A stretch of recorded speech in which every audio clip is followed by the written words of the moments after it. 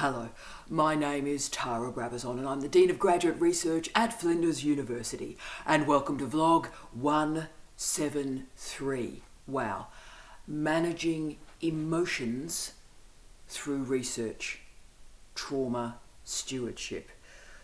This is a fascinating vlog, and like so many of these really unusual requests, it has come from you. It's come from a student. Hi to Xana. Xana's working in death studies. She saw the vlog that I did on death and wanted a follow-up vlog about how to manage the complicated emotional landscape that exists when researching topics like this.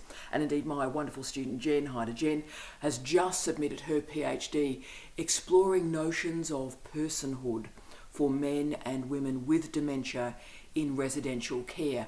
And I'm not embarrassed to say, I put that thesis through its 10 drafts with Jen. And every single time I did a draft, between 4 and 6 occasions during the reading of that draft, I would just be absolutely sobbing. It was the scale of the emotion and the tragedy in some of these stories was just simply overwhelming. And I was simply reading it as a supervisor. And I know a lot of our members of the Right Bunch, hi to the Right Bunch, are working with men and women, family members, moving through palliative care. Okay, so whether you're working through oral histories of the Holocaust, you're researching the violence, the discrimination, the oppression that it impacts on men and women with disabilities, you're looking at the racist and often genocidal history of Indigenous peoples, or indeed the really booming area of first responder research, then there is no doubt that emotions are incredibly important to the work that you do. And look, let's be honest here, really honest here. Most research, whatever the topic, takes a dark turn at some point. And the question is what resources you will have to manage that dark turn. And I just want to say I'm also delivering the vlog very early Sunday morning, as you can hear by the state of my voice. Very, very dark, very, very brooding. But I often talk about in these vlogs, look, I had to have a think about this, so I went to the beanbag to sit cross-legged and have a think. So I thought, well, look, I'll do this particular vlog from the famous beanbag. So this is actually my beanbag where when things go a bit weird for me, I sit cross-legged and I have a bit of a think. But look, this is not simply about men and women with dementia or death studies or palliative care. All research, as I've said, can take this really dark turn. And I always use as an example of this the legendary theoretical physicist Robert Oppenheimer. I'm a big fan. I read a lot of his biography. He's a really complicated, interesting guy. But he was a theoretical physicist, right? But of course he was involved, very strongly involved, his physics was very strongly involved in creating the atomic bomb that exploded in 1945. And he was a really complicated, intricate, delicate man in so many ways. And he was tortured, and I want to use that word, he was tortured about what his research had done and where his research had gone. And he was a very literary, inflected and infused man as well. And through his earlier life, he learnt Sanskrit and he read the Bhagavad Gita in its original. And when later asked about how he felt about his theoretical physics moving into atomic weaponry and then the atomic arms race, he quoted from the Vita and stated, quote, "Now I am become death, the destroyer of worlds," end of quote. He was carrying that around. Oppenheimer was a theoretical physicist. Okay, so this vlog could have looked at lots of different areas. It could have looked at insider and outsider status. I was thinking about that, or going rogue during ethnography, which is another big area, or theories of subjectivity. Now, I printed out all those notes and was reading them, but it wasn't quite right. The notes are still upstairs, so if you're interested in any of those areas, I'm happy to develop those up into future vlogs. But instead, I found this remarkable research seam, a very specialist research seam, in how to manage the contexts, how to manage the heightened emotions when doing research. Really powerful area. So Zara, darling, thank you so much for the suggestion here. I wouldn't have got there without you. And it is important, I think, that we recognise that emotions are part of research, just as they are part of life. And I understand why we have this notion of the dispassionate scholar, right? I understand that. That's been sort of a model or a trope through my career as well. But it is just a bit bonkers, and it is a bit silly. And it's also suggesting that emotions somehow impact or deflect from or demean our intellectual life, and that's simply not the case. And Limonero et al. Stated in their research, quote, "Emotions are the most important engine of our lives and facilitate the adaptation into our emotional environment.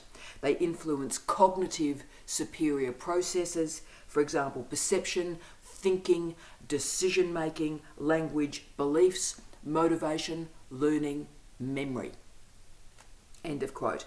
So the assumption that any area of research can be objective, dispassionate, can be just empirical or positivist is an assumption. And you know what? It's an incorrect assumption.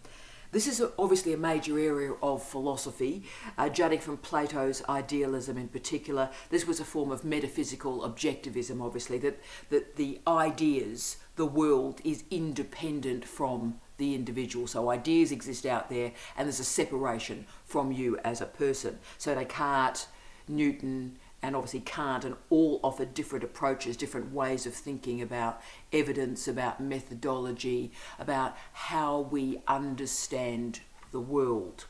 And this is not simply a division. In fact, it has nothing to do at all, to be frank with you, about qualitative or quantitative methods. It's not about that. It's actually a consideration of positivism. Positivism, at its most basic, separates the world out there from human meaning making. So positivism works from the premise that there is a world out there that is static through time and is different from the meaning making that we as humans do. So there's a separation there, right? So basically, we as scholars, when we are confronted by positivism, have to explore what we think of as the relationship between our perception and reality. So is there a reality that exists out there completely independent of our perception? You can think about that question. Is there a reality, though, that exists beyond our perception, or is reality actually created by our perception? Okay, so for those of us who research, I think the challenge is even more fascinating. This is where, when I'm dealing with positivists, and every now and again I still confront a few of them, I sort of say, right, well, if the world exists out there and it's just there and we can just stumble over it, so we just find it as research, there's the world, oh, there's the world, we'll just research it, then why do we need research methods? Because why would we need methods if the world is just out there to discover in its reality? Research methods suggest we need strategies to understand it. Yeah. So of course the selection of methods therefore shapes the type of reality that we're going to find, and the selection of methods requires us to think about our epistemology and our ontology, who we are, so we can select the methods to understand the world around it. So at its most basic, if you will, for us as researchers, we have to think about, can you understand the world if you don't understand yourself? Or actually, do you require some understanding of yourself to even connect with anything exterior to yourself? You've got to also ask yourself, is it possible to park your consciousness, your identity, your sense of self, to explore the world out there, so we can just shut everything off? We can shut our body off, shut our emotional light off, and simply just go, right, well, there's reality to explore, okay? Now, even the most cold, quantitative, empiricist, positivist scholar has a whole series of emotional questions they need to answer. And that is, why are we looking at one topic and not another? Why are we using this method and not another?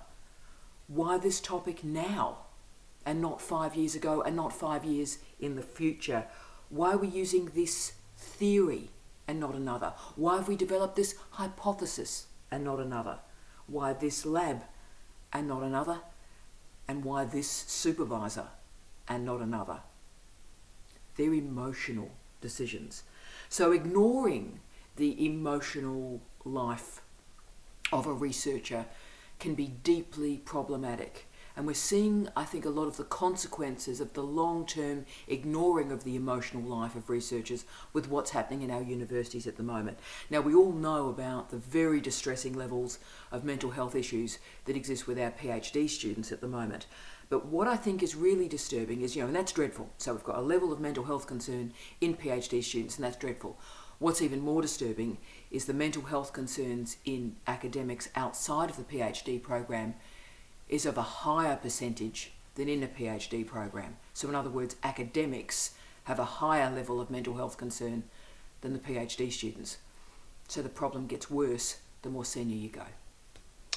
Okay, so clearly therefore we as PhD students, we as scholars, are going to require some tools to locate, to recognise, to understand, to manage emotional distress.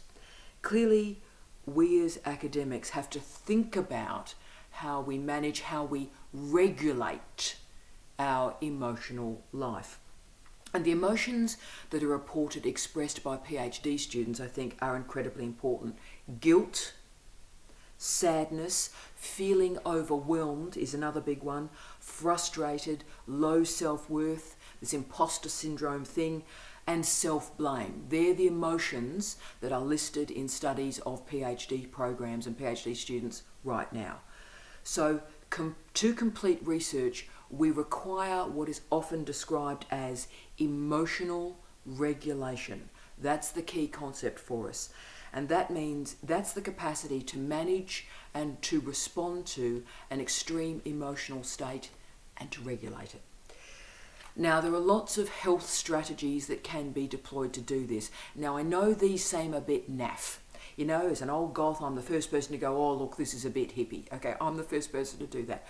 But these are the strategies that create emotional regulation, and look, they do work. So don't dismiss it in sort of the well-being stuff. The well-being stuff has some advantages, but what is seen to be useful with emotional regulation for PhD students and researchers more generally are obviously exercise programs, talking with peers, yoga, talk therapies, so seeing a counsellor, talking through that.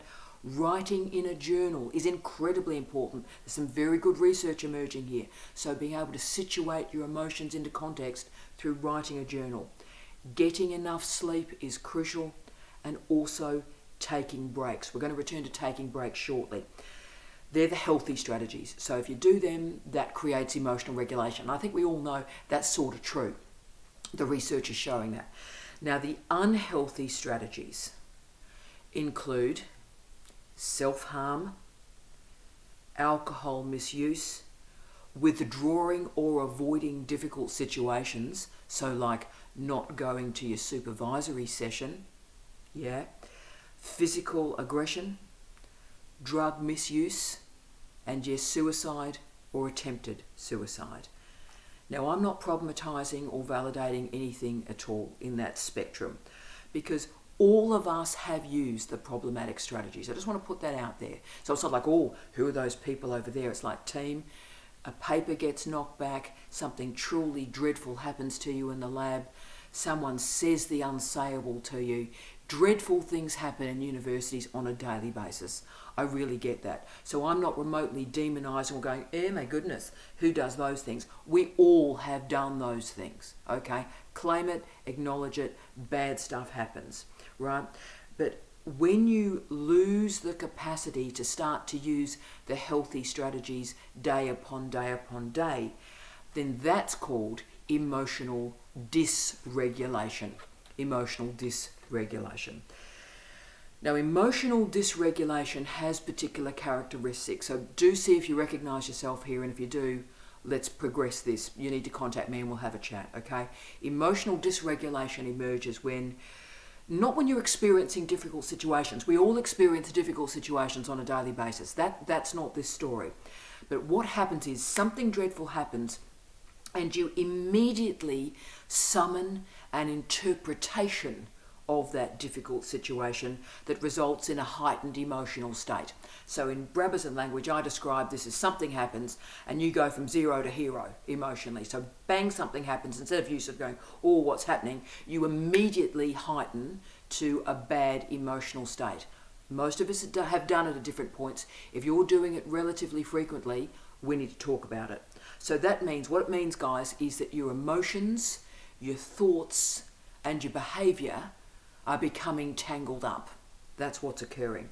And what happens is your research becomes a proxy for you. So you're unable to separate the PhD from yourself. Your PhD is a research project. It's not you. But when something happens to your PhD and you hit that heightened emotional state when something goes wrong, that's the problem. Okay.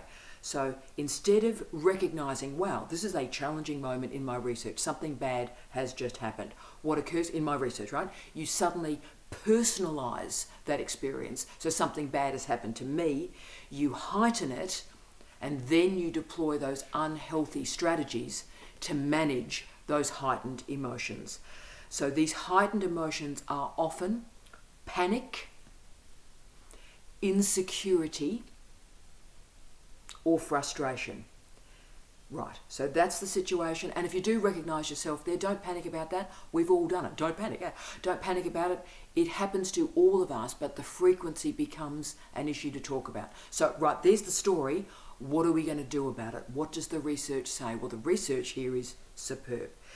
There's some great articles, and the one I really do recommend to you is Nicole Johnson. Nicole Johnson's article in Enquire in 2009. Okay, Nicole Johnson. And it's open access, so it's freely available for you. She worked through the emotional state in this piece of her doctoral research.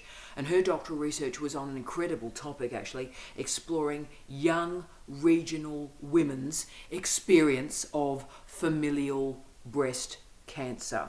So Dr. Johnson had personal experience in this research topic. Her own mother died of breast cancer when she was 15. So she knew it would be emotionally demanding. She knew that going in. But she also knew how incredibly important the research was. So you can see the blessing of both sides.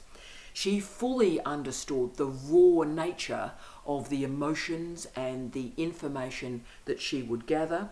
She knew that when she was studying a social world, it was going to be an intensely emotional social world. And she did experience fatigue, she did experience burnout, and she realised very early on she was much more than an agent of data collection. What happened was her private emotional life did meet with her professional research life. They did meet. So how did she manage that meeting of the private and the public? Well, and these strategies, they all work, use them.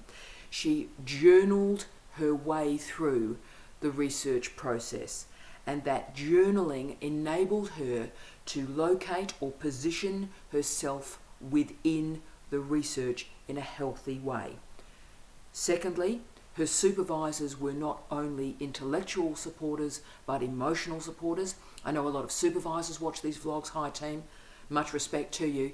For these sorts of topics, the supervision itself is different. So we as supervisors have to go into the situation knowing there's the intellectual support, but more is going to be demanded of us.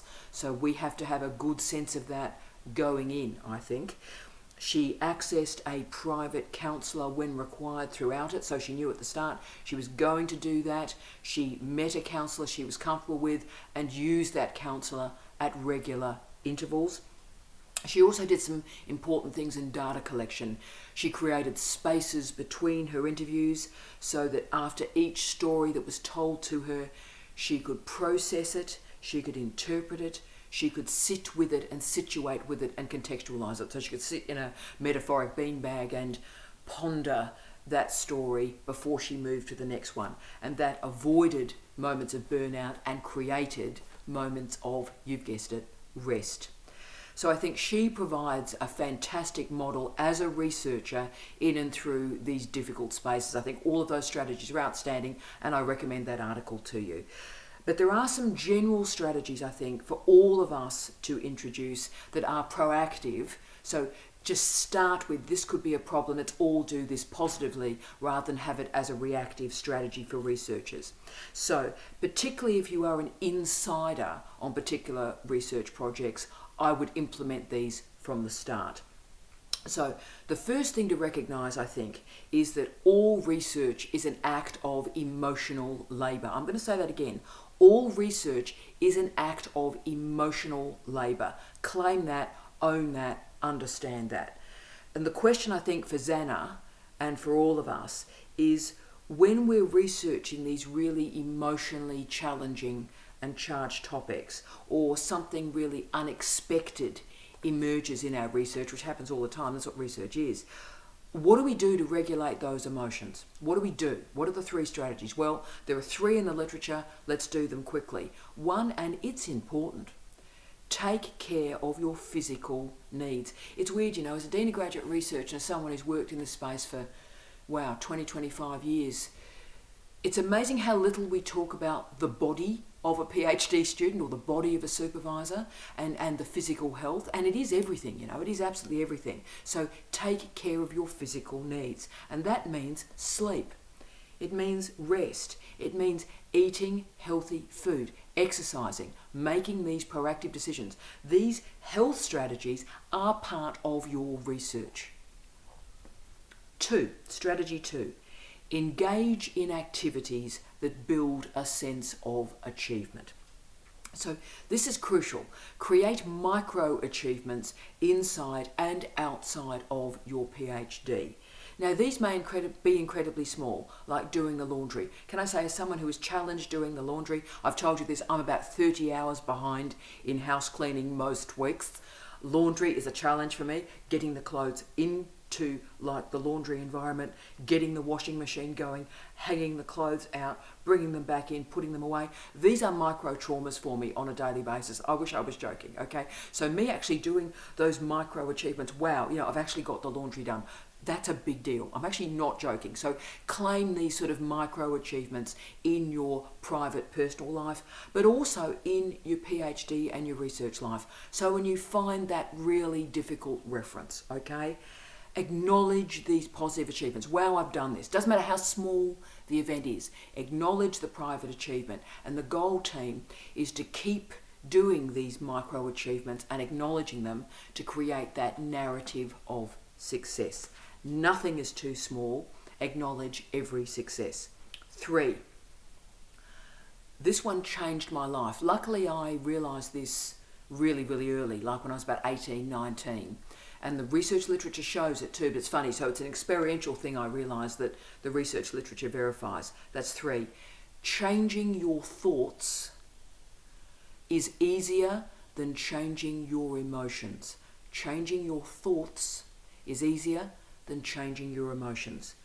So when you become emotionally uneven, ask yourself what thoughts led you into that feeling. Because what happens is, when you create a way of thinking, you create a way of feeling. You know, in a cliched fashion now, we call this a trigger warning these days. You know, trigger warning, trigger warning. It's become a cliche, but there is really important content behind the phrase trigger warning, right?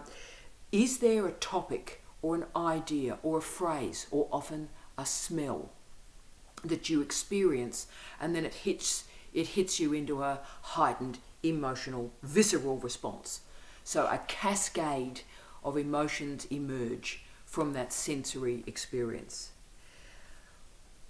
Once that intensity has subsided, you can't do anything when you're in the middle of that heightened state, but once the intensity has subsided, what I need you to do for me is ask yourself a series of questions. What thoughts started that intense sensory experience? Why was your reaction so strong? What created the intensity? And then the crucial strategy to get you out the other side. How important is that thought or that idea now? How important will it be tomorrow? In a week's time? In a month's time? In a year's time? In 10 years' time? What you're doing there is you're replacing something that's hot and disturbing and intense right now in a much broader context, 10 years, so that is able to cool and recontextualize that emotional state.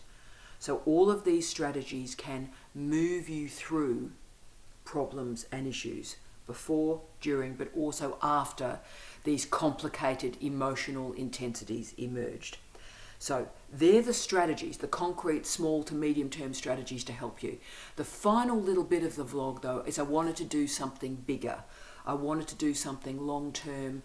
I wanted to do something infrastructural, as I always do.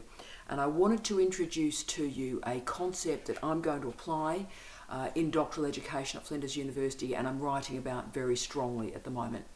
And this concept is called trauma stewardship. I'll say it again, trauma stewardship. Now, trauma stewardship as a concept, as a phrase, is derived from a 2009 scholarly monograph, a book written by Laura Van Dernet Lipsey. Van Dernet Lipsey, remarkable woman, with Connie Burke. And the full title of the book, which I will give you, is Trauma Stewardship, an Everyday Guide to Caring for Self while Caring for Others. Wow. Now, those of us, I think, that research in these areas, but also support people that do research, gain a great deal about thinking through a context or a matrix of trauma stewardship. So if we research social change, and most of us do, if we research social trauma, so homelessness, child abuse, domestic violence, substance abuse, natural disasters, first responder research, abuse of animals, prison work, just to name a few, that requires something a hell of a lot more actually than simply a careful discussion with your supervisor or noting that counselling is available. Trauma stewardship, therefore, is a frame, a context, and a trope. And I think it's something that we in universities can apply, and you know what, going forward, we must apply. It is a daily practice for individuals, for organisations, and for society, and it creates spaces. In fact, it doesn't create, it creates, but it also leaves spaces to manage, discuss, research, and tend to hardship, pain, and trauma, while also respecting those men and women who not only research but support those who research, so those who help manage those moving through trauma. So I think very strongly about my colleagues in the Office of Graduate Research. As I often say, we see the students on the best day of their lives and the worst day of their lives. We get phone calls, we get emails that are beyond most people's belief, to be frank with you. And my staff on a daily basis get a fair amount of buffeting. So I went to this phrase firstly to care for my staff in the Office of Graduate Research and the support staff throughout Flinders University. But actually it's about you as students, it's about supervisors, but it is also about our wonderful administrators, our professional colleagues who people forget about and are actually helping you move through your life, and who's helping them. So trauma stewardship is a concept to enable them as well. So Van Dernet Lipsey stated that, quote, the most important technique in trauma stewardship is learning to stay fully present in the experience, no matter how difficult. Now I love that. Fully present in the experience, no matter how difficult. End of quote. So this is a personal, a political, but also a professional strategy. Recognizing, and again, this is a crucial moment of my life when I realized this, we have no power over just about everything that happens in our life. No power over people, over things, over events. We have no control over the things that happen to us. Full stop. I find that quite empowering. But we do have power over how we interpret those events and ideas and people and how we understand them. No power over the stuff that happens, none at all. Let it go. If you want power, not going to happen.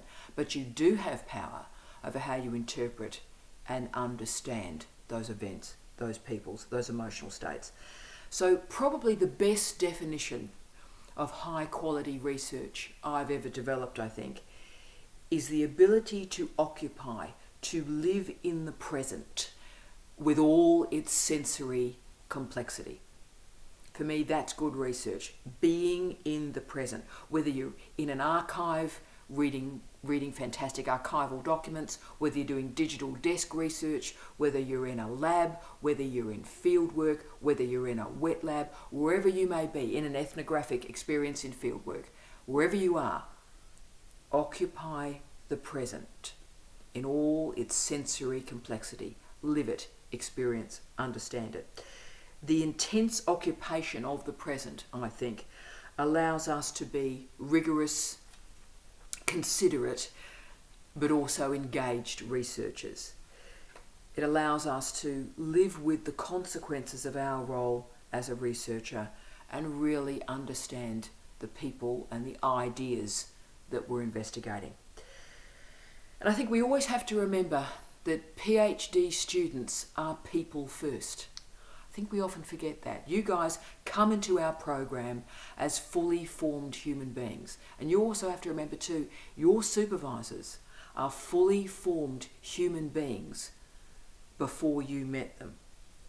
All of us as PhD students, as researchers, we are people first.